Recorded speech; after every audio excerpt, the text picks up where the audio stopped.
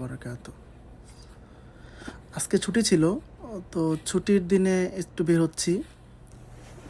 So বের হয়ে গেলাম আমি, এখন চলে যাচ্ছি যেখানে চোখ যাচ্ছে সেখানে যাচ্ছে।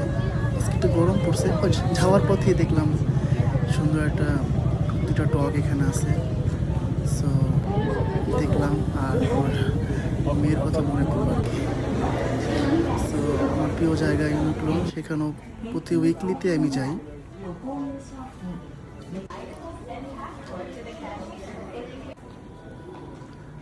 এই ফার্স্ট টাইম আমি এখানে আসছি। নামটা আসলে দেখতে এবং শুনতে খারাপ দেখা যায়, বাট এটা অনেক সুন্দর একটা শপিং মল, BAL।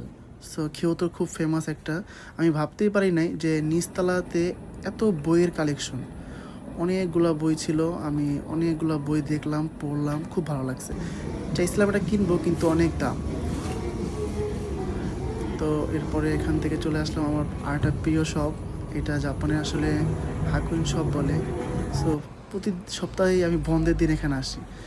সো অবশেষে সব শেষ হয়ে গেল, আমার ঘোরা বন্ধ শেষ।